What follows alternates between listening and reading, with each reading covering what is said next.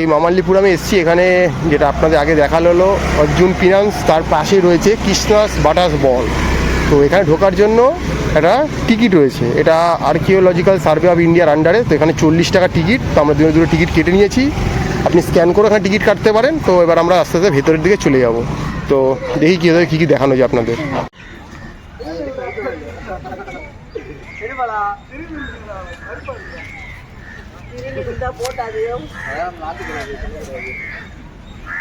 এই মুহূর্তে যে জায়গাটা দাঁড়িয়ে আছি দেখতে পাচ্ছেন আমার পেছনে একটা বিশাল পাথরের খণ্ড রয়েছে।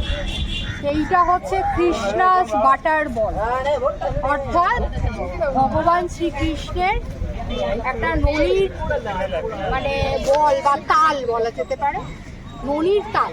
ঠিক আছে, এটা দাঁড়িয়ে আছি। এটা একটা অদ্ভুত আশ্চর্য, এটার ঐতিহাসিক ব্যাখ্যা আছে। সেটা হচ্ছে যে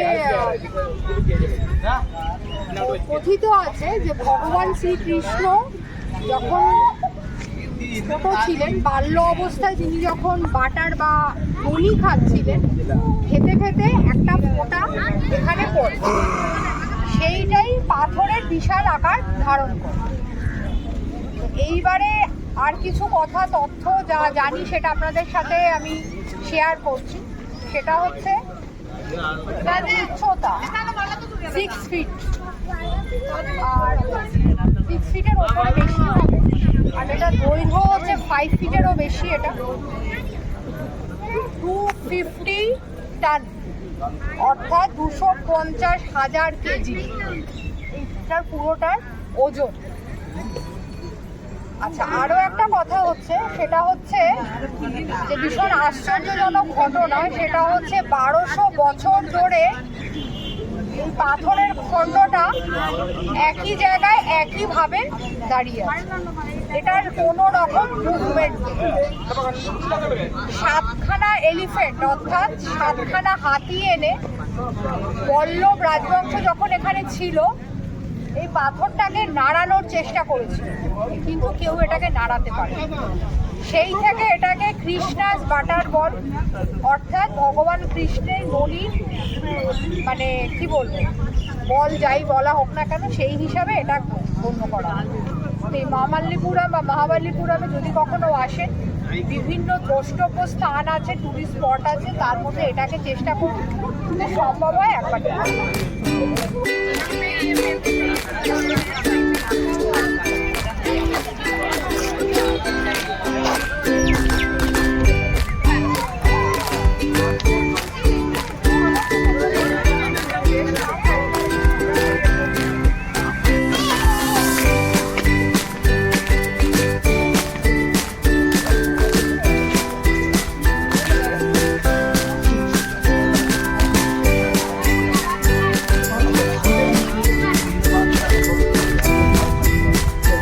পাথরের বড় বড় চাল, হঠাৎ করে যেন আপনার মনে হবে কোনো একটা জায়গায় আপনি চলে এসেছেন, সেই আদিম যুগের সেই সময়কার। এত কিছু এখানে পাথরের কারুকার্য কাজ রয়েছে। তো এগুলো এলে অবশ্যই দেখবেন। এই স্থাপত্যকলাগুলো আর কতদিন থাকবে হয়তো জানা নেই। এখানে একটা কুয়ো রয়েছে, দেখতে পাচ্ছেন, একটা জলাধার রয়েছে, কুয়ো। আর এখানে একটা কোনো মন্দির, সামনে একটা শিবলিঙ্গ দেখতে পাই। চলুন শিবলিঙ্গটা দেখাচ্ছি আপনাদেরকে। এই যেখানেটা দেখুন শিবলিঙ্গ রয়েছে, এই দেখতে পাচ্ছেন একটা শিবলিঙ্গ রয়েছে এখানে। আর দেয়ালের মধ্যে বিভিন্ন ভাস্কর্য ছেনি হাতুড়ির দ্বারা ফুটিয়ে তোলা হয়েছে। তো অবশ্যই করি মামাল্লাপুরাম আসবেন, যদি চেন্নাই বা পন্ডিচেরির দিকে আসেন, এটা আসার মধ্যেই পড়ে, অবশ্য করেই আসবেন। পুরো জায়গাটা পাথরে বিস্তৃত, একদম খুব সুন্দর একটা পরিবেশ। এলে আপনাদের ভালো লাগবে। আর গরমকালে এলে অবশ্যই কষ্ট হবে। শীতের দিকে যদি আসেন বা বিকালের দিকে যদি আসেন, মেনলি এখানে অনেকক্ষণ রাত অবধি খোলা থাকে, লাইটেরও ব্যবস্থা রয়েছে। এলে ভালো লাগবে দেখতে, পাথর উপর দিয়ে ওয়াক করতে পারবেন। আসুন দেখা যাক আর সামনে কী কী অপেক্ষা করে আছে। মানে মনে হচ্ছে একটা সেই প্রস্তর যুগে চলে এসেছি আমরা। সেই সময় সেই পাথরের দুনিয়া ছিল, এরকম এত রিয়েলিস্টিক দুনিয়া ছিল না। সেই জামানায় যেন মনে হচ্ছে চলে এসেছি আমরা।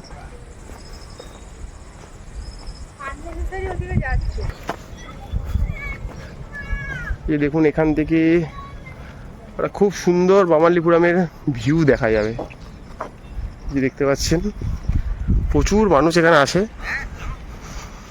হয়তো একটা হিডেন প্লেস হয়ে রয়ে গেছে বলতে পারেন, যে খুব একটা পপুলারিটি নেই, বাট যারা আসবেন তাদের খুবই ভালো লাগবে এই জায়গাটা।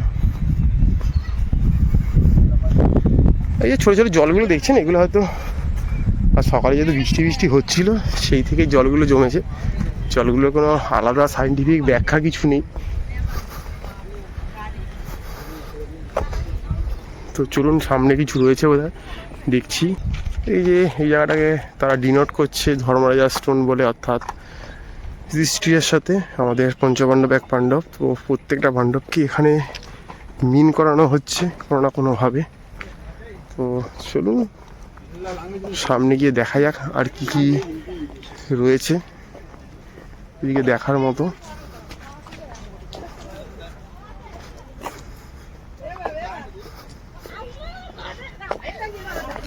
পুরো একটা বিশাল এরিয়া জুড়ে জিনিসটা দেখতে পাচ্ছেন। এখান থেকে যত আপনি এগোতে থাকবেন আস্তে আস্তে আপনি কিছু না কিছু জিনিস পেতে থাকবেন। তো চলুন, সামনে আর কিছু বোধহয় রয়েছে, এগুলো অজানা হয়ে থেকে গেছে। এখানে রয়েছে দ্রৌপদীস বাথ, মানে বলতে চাইছে এখানে দ্রৌপদী স্নানাগার টাইপের কিছু দেখতে পাচ্ছেন। বাট এখানে আগেও বলে দেওয়া হয়েছে, এখনও বলছি, এখানে কিন্তু পাণ্ডবরা কেউই আসেনি, বাট এই কার্ডগুলোকে এইভাবেই করা হয়েছে। পুরো মহাভারতের প্রত্যেকটা পাণ্ডবদের ভাই বলুন বা তার স্ত্রী সবার নামের সাথে জড়িত কিছু করা হচ্ছে। বলুন এই স্টেয়ারকেস দিয়ে ওপরে গিয়ে দেখছি কি দেখা যাচ্ছে। একটা জলাশয়ের মতো পড়েছে, এখানে দ্রৌপদী সেই স্নানাগার বললাম সেটাকে এখানে মিন করা হচ্ছে।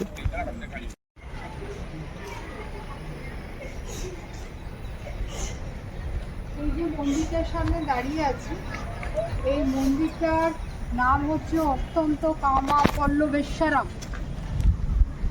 এটা পল্লব রাজা পল্লবেশ্বরম পরমেশ্বরবরম এই মন্দিরটা তৈরি করেছিলেন। আর অত্যন্ত কামা হচ্ছে মহাদেবকে এখানে নির্দেশ করা হয়েছে।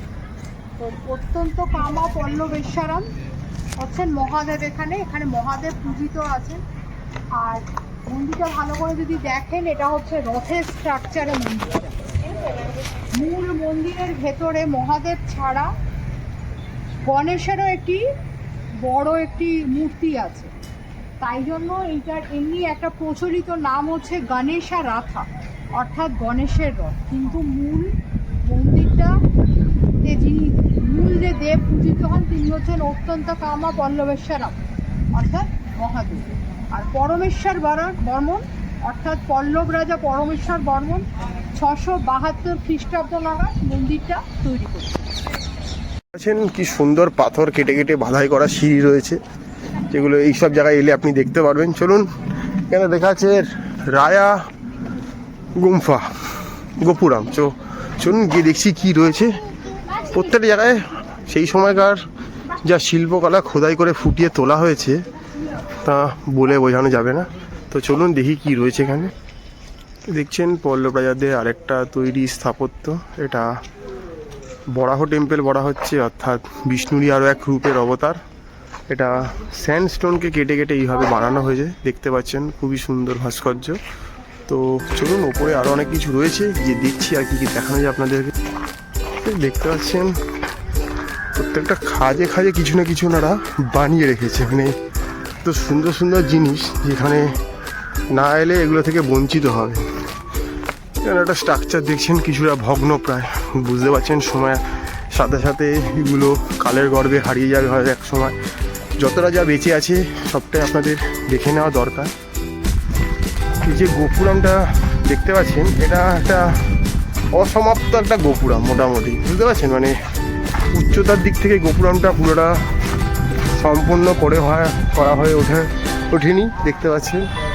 এটা আধখাপ চারা হয়ে রয়ে গেছে জিনিসটা। তো চাইলে এখানে আসতে পারেন, বাট যে কর্মযজ্ঞটা হয়েছিল সেটা কিন্তু তারিফের কাবিল রাখে, দেখতে পাচ্ছেন। অসম্ভব সুন্দর শিল্পকর্ম শিল্পকার্য সেই সময় পল্লব রাজারা ফুটিয়ে তুলেছিলেন।